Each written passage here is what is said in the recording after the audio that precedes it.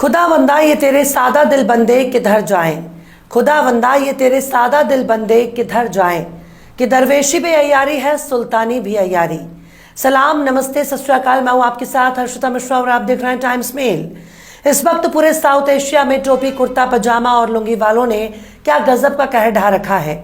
एक तरफ फलस्तीन पर इजराइल कहर ढा रहा है, तो वहीं दूसरी तरफ अपनी बहन, बेटी और औरतों को नचाने का ठेका भी टोपी वाले कौम ने अपने कंधों पर उठा लिया है। यूं समझ लीजिए कि आज अगर कलमा पढ़ने वालों से कह दिया कि तुमको 1 लाख रुपया मिलेगा, बस तुमको अपने कलमे में इनकार करना है, तो शायद ही कोई गली कूचा इलाका और मोहल्ला बाकी होगा जहां पैर रखने के लिए जगह मिल जाए। आज की हालत को देखकर ऐसा लगता है कि शायद चंद लोग ही बचे होंगे जो खुद को मुसलमान कहेंगे। लेकिन हम ऐसा क्यों कह रहे हैं?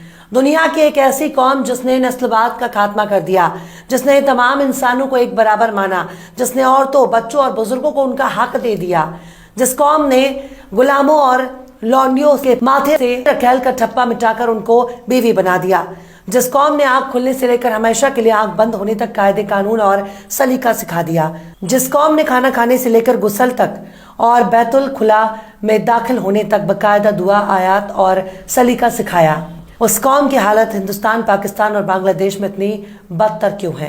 क्या मुसलमानों ने मोहम्मद को छोड़ दिया या फिर रब्बे कायनात ने ही इनसे मुंह फेर लिया है? जिस कौम की गरीबी और लाचारी की हालत आजाद भारत में बदनुमा दाग बन चुका हो, उस कौम को कमर हिलाने से ही फुर्सत नहीं मिल रही है। जो कौम एक दिन के मुशायरे के लिए लाखों रुपए पानी की तरह बहाने में यकीन रखती हो, उसे स्कूल की क्या जरूरत, उसे कॉलेज की क्या जरूरत, उस कौम को यूनिवर्सिटी की क्या जरूरत? पर नहीं साहब, बिल्कुल नहीं। स्कूल, कॉलेज, यूनिवर्सिटी ये सब फालतू लोगों के काम है। गुटखाबाज कौम को स्कूल, कॉलेज और यूनिवर्सिटी की जरूरत नहीं, बल्कि इनको बियर बार, कसीनो और डिस्को बार की जरूरत है। जो कौम अपनी बहन बेटियों के हिजाब और दुपट्टे की हिफाजत नहीं कर सकती, उस कौम से क्या ही उम्मीद की जाए? कम से कम मुसलमानों को इकट्ठा होकर अपना स्कूल और हॉस्पिटल ही खोल लेना चाहिए। एक तो ऐसे ही अपने बच्चों को स्कूल भेजने से ये लोग 13-22 करते हैं। हिजाब के विरोध होने के बाद इन्होंने लड़कियों को स्कूल भेजना ही बंद कर दिया। अगर इतने जज्बात भड़क रहे हैं तो चंदा इकट्ठा करके स्कूल बना लीजिए, अपने बच्चों को टीचर और प्रोफेसर बनाइए। अपने बच्चों के लिए हर इलाके में ना सही कम से कम कई गांवों का चंदा इकट्ठा करके एक हॉस्पिटल और एक स्कूल तो खोल ही सकते हैं। पर कुछ करने के लिए हौसले की जरूरत है। ऐसे 420 लोगों ने चंदा वसूल कर दौलत इकट्ठी कर रखी है, जो खुद को कल तक कौम का खादिम कहते थे। जो कौम शेरो शायरी और मुशायरे की महफिल सजाने के लिए खुद को कुर्बान करने के लिए तैयार हो जाती है, खुद को बेचने पर तुल जाती है, वाकई उस कौम के पास खोने के लिए और कुर्बान करने के लिए कोई कमी नहीं है। हमारा पड़ोसी देश पाकिस्तान तो टूरिस्ट वीजा लेकर सऊदी अरब में भिखारी बनकर पैसे वसूलता है। मतलब कि हम मुसलमानों की बात कर रहे हैं, किसी यहूदी की नहीं। भारत में मुसलमान तो खुद को बर्बाद करने पर तुला है।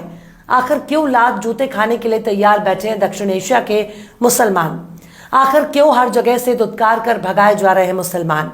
आखिर क्यों मुसलमान ही हो रहे हैं मुसलमान से परेशान? बताएंगे आपको और भी बहुत कुछ। लेकिन आप अगर हमारे चैनल पर नए हैं और पहली बार हमारी वीडियो को देख रहे हैं, तो आप हमारे चैनल टाइम्स मेल को सब्सक्राइब कर लें, वीडियो को लाइक कर दें और बेल आइकन का नोटिफिकेशन बटन भी प्रेस कर दें, ताकि बिना देरी हमारी हर खबर आपको मिलती रहे। लौटते हैं आप खबर की तरफ। इस वक्त तो पूरी दुनिया में गजा और फलस्तीनियों को याद किया जा रहा है, पर हमारे साउथ एशिया में क्या गजब की नौटंकी देखने को मिल रही है। खासकर हिंदुस्तान, पाकिस्तान और बांग्लादेश का मुसलमान ऐसे रास्ते पर चल पड़ा है जिसका कोई मंजिल ही नहीं है।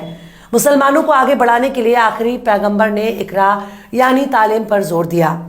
हर मुसलमान को तालीम हासिल करना बिल्कुल जरूरी कर दिया, यानी मुसलमान को हर हाल में शिक्षा हासिल करना अनिवार्य हो गया।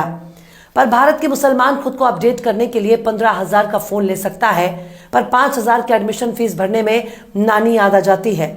स्कूल कॉलेजों में भेदभाव के शिकार भी मुसलमान होते जा रहे हैं। इनके पास ना तो कोई सामाजिक लीडर है, ना ही पॉलिटिकल लीडर।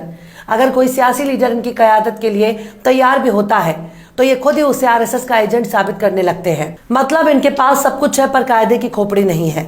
बच्चों को हायर एजुकेशन से बिल्कुल दूर रखना चाहते हैं। खासकर लड़कियों के मामले में मुसलमान दिन ब दिन पिछड़ता जा रहा है। ये एकजुट होकर दरगाह बनाने के लिए पैसा इकट्ठा कर सकते हैं, एकजुट होकर कव्वाली के लिए चंदा वसूल कर सकते हैं, एकजुट होकर मुशायरे के लिए चंदा बटोर सकते हैं, एकजुट होकर महज एक रात के लिए बड़े शायर को बुलाने के लिए 5 लाख का चंदा इकट्ठा कर सकते हैं, पर एकजुट होकर खुद के लिए स्कूल, कॉलेज, यूनिवर्सिटी बनाने के लिए पैसा इकट्ठा नहीं कर सकते। फिरका परस्ती के नाम पर आपस में लड़ाने वाले मौलाना की तकरीर के लिए इनके पास पैसा है, पर अपने बच्चों को पढ़ाने के लिए ना तो इनके पास पैसा है, ना ही हौसला।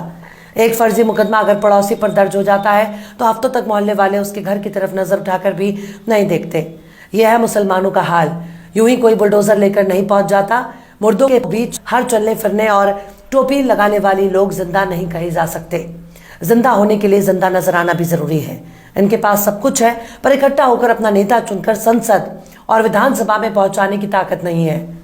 अगर मुसलमानों के बीच से कोई एक नेता खड़ा हो जाता है, उसको गिराने के लिए खुद इन्हीं के बीच से एक और मुसलमान खड़ा होकर मुकाबला करता है।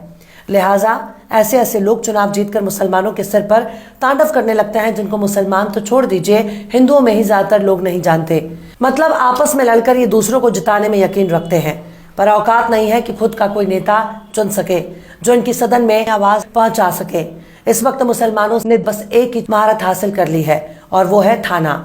मुस्लिमों में कोई नेता मिले ना मिले, लेकिन दलाल जरूर मिल जाएंगे जो थाने की दलाली करते हैं, जो आपके बीच में घुसकर मुखबिरी करते हैं और दारू मुर्गा के लिए अपना ईमान बेच देते हैं। इसी तरह से जमीन की दलाली में मुसलमानों ने झंडे गाड़ रखे हैं।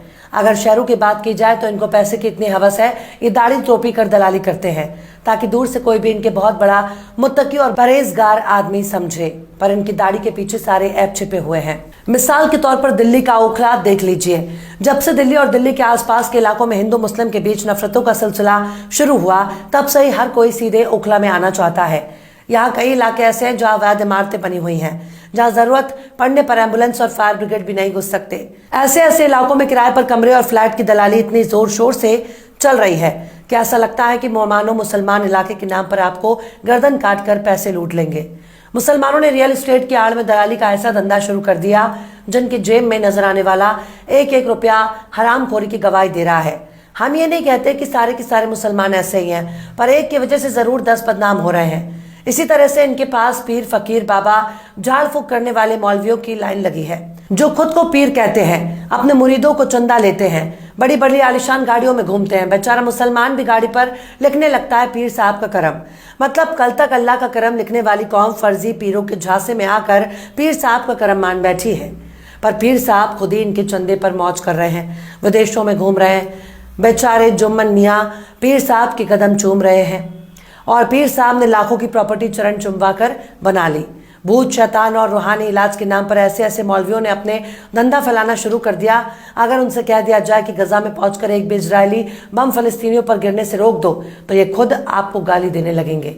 दरगाहों के बाहर इन लोगों की बड़ी बड़ी दुकानें मौजूद हैं, जहां ये रूहानी इलाज के नाम पर अपना धंधा चला रहे हैं। मतलब जिस झाड़ फूक और जादूगरी को इस्लाम में हराम करार दिया गया, जिस झाड़ फूक के धंधे में पाए जाने पर मुस्लिम देशों में सजाए मौत का प्रावधान मौजूद है, वही झाड़ फूक मौलवियों का धंधा बन चुका है।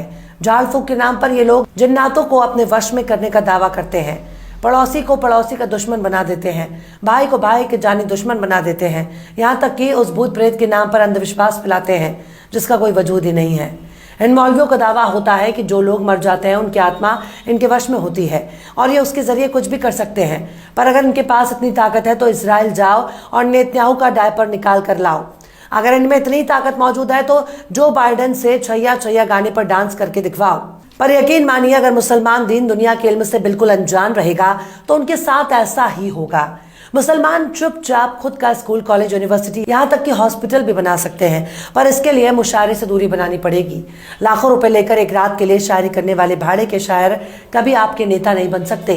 पीर मौलवियों और तकरीर करने वाले मौलानाओं के पीछे पैसे बर्बाद करने से अच्छा है कि खुद के लिए स्कूल तैयार करो, अपने बच्चों को बड़े से बड़ा कारोबारी बनाओ, वरना आपकी औकात केवल सरकारी फाइलों में कैद हो जाएगी। इसलिए दहेज के पीछे मत भागो, पहला वाला प्यार के चक्कर में मत भागो, इश्क मोहब्बत की पैतरेबाजी में मत फंसिए, अपनी मंजिल की तरफ दौड़ लगाओ, वरना तुम्हारी आने वाली नस्लें तुमको लानत भेजेंगी। बहरहाल चलते चलते आखिर में अल्लामा इकबाल ने भी क्या खूब फरमाया है, तुम में हूरों का कोई चाहने वाला ही नहीं, तुम में हूरों का कोई चाहने वाला ही नहीं, जलवाए तूर तो मौजूद है, मूसा ही नहीं। फिलहाल इस वीडियो में बस इतना ही। ये वीडियो आपको कैसा लगा कमेंट बॉक्स में आप जरूर बताइएगा। वीडियो पसंद आए तो लाइक करें। हमारे वीडियो लिंक को फेसबुक, ट्विटर, व्हाट्सएप पर अपने रिश्तेदार, यार, दोस्तों को भी शेयर करें। और बेबाक, निष्पक्ष, स्वतंत्र पत्रकारिता को सपोर्ट करने के लिए आप हमारे चैनल टाइम्स मेल को जरूर से सब्सक्राइब करें। और हाँ, बेल आइकन की घंटी वाली बटन भी आप जरूर से दबा दें ताकि आपको हमारे आने वाले नए वीडियो की नोटिफिकेशन फौरन ही मिल जाए। फिर मिलता है किसी और वीडियो में एक नई खबर के साथ। हर्षिता मिश्रा को दीजिए इजाजत। जय हिंद। तो देख लिया आपने हमारे इस वीडियो को। हमें उम्मीद है कि आपने हमारे वीडियो को लाइक किया होगा और दूसरों को भी शेयर किया होगा। अगर अभी तक आपने हमारे चैनल टाइम्स मेल को सब्सक्राइब नहीं किया है तो जल्दी से सब्सक्राइब कर दें और बेल आइकन भी प्रेस कर दें।